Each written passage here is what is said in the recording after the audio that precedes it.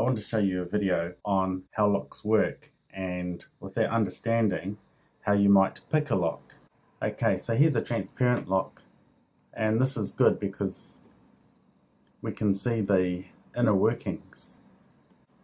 Here we have the plug, or the core. This is where the key goes into, and it turns the lock and opens the lock. Notice that we have springs, we have pins, driver pins, that actually go down into the core, stopping the core turning unless the right key goes in, pushes all those driver pins out. You can see they're all about the same level. They're all out of the core, and now the core can turn freely. That last one, by the way, it's just to stop the core turning too far. It only turns to there and back again. When the core turns, it retracts both of these. You can see these little cutouts on the shackle. It retracts so that the shackle can, which is under spring tension, can pop up. So if I turn it, there's nothing to stop the shackle popping up under spring tension, and it's open. Another thing I wanted to show you, when we unlock a lock, there are some more pins in the core. The top ones are called driver pins. The ones in the core are called key pins. And what happens is the key pushes these key pins up just so that they're level with the core, which pushes all the driver pins out of the core. Do you see how the key, it's pushing the key pins up and forcing those driver pins out of the core.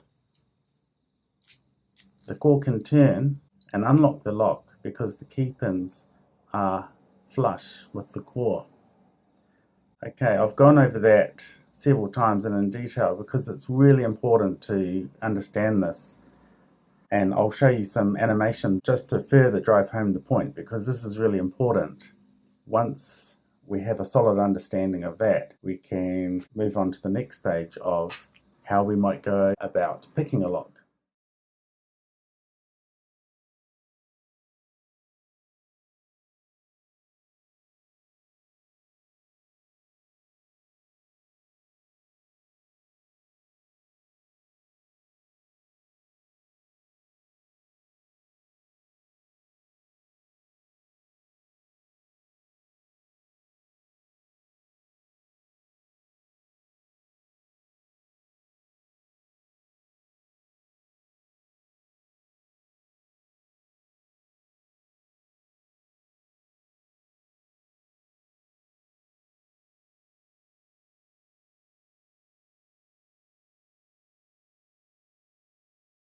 So how might we pick this lock? Well, what we want to do is get a thin piece of metal. This is my pick, and push it in, and I want to push these key pins up to push the driver pins out of the core.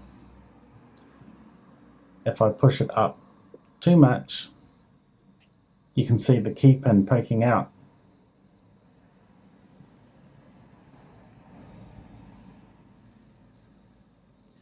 That's no good because that will stop the core from turning. We don't want it too high.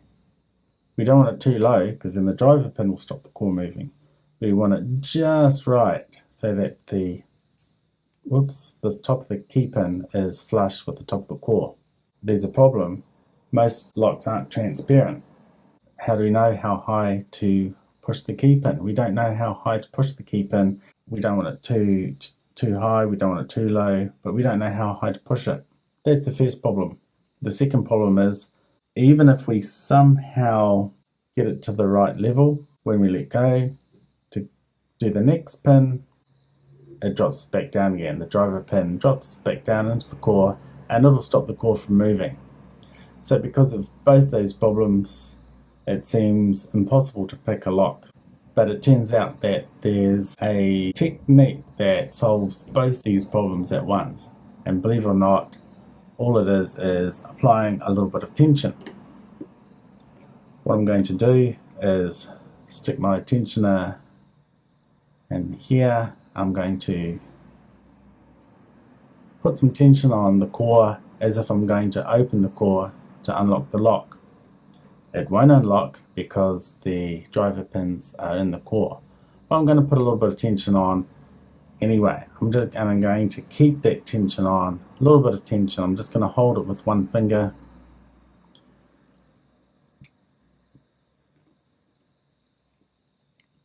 What I'm going to do is I'm going to find the one pin that's stopping the core from rotating. That's right, one pin. Because of manufacturing differences, some pins will be bigger than others, the pin holes will be different sizes and in different positions, and because it's impossible to make a perfect lock, as the core tries to rotate, it's going to hit one of these pins first, and it's going to take the brunt of the force of the core trying to turn.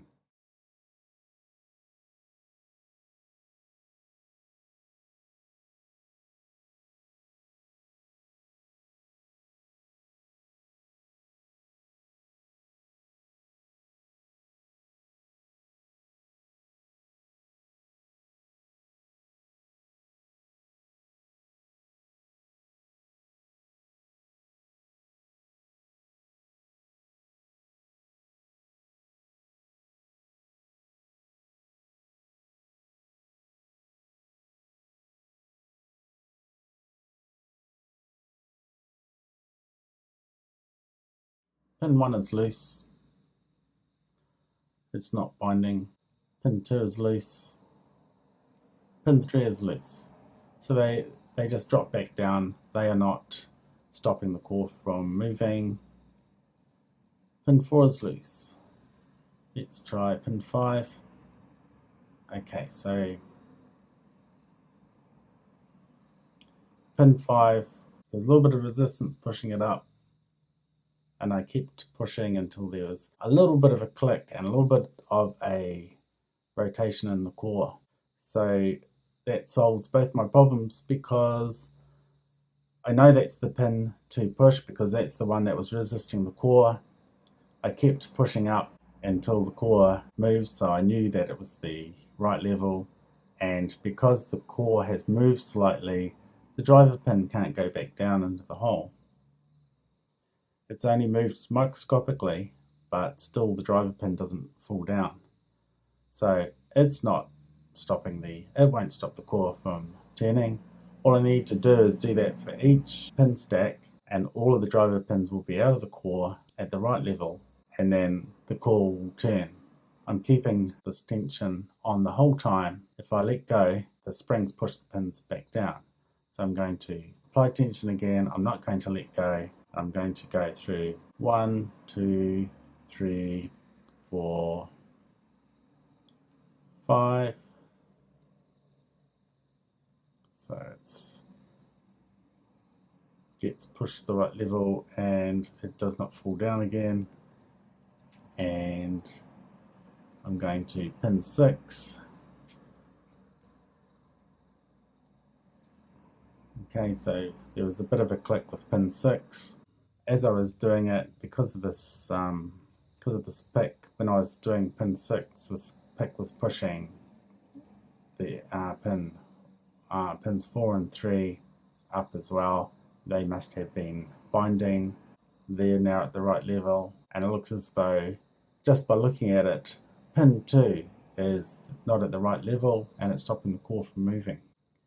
Usually we don't have a transparent lock and we won't know, but we just go through, see which pin is the binding one, and it's not the first one. That seems loose.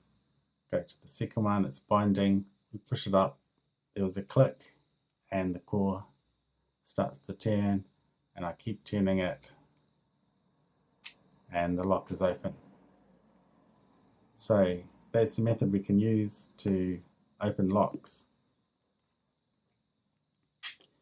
Note that this is a very simple lock, and There are more expensive locks, more high quality locks where they have taken steps to make this sort of picking a lot harder, but it still uses the same basic method to pick those locks as well.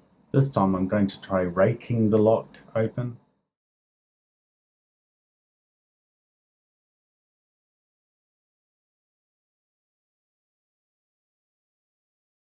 So I'm going to put my tensioner in like last time. I'm going to hold it with one finger again. I'm going to get my rake, which in this case is shaped like a bit of a wiggly worm.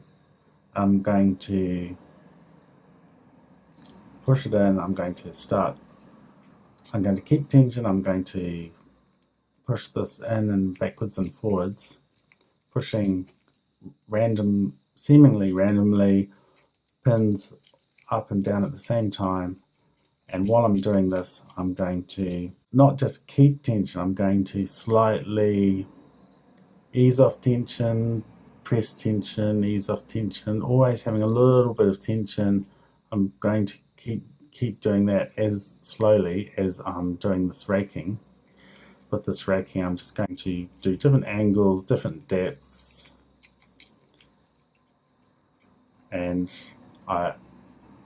eventually the pins will be in the right position and the lock is open, and it's very quick.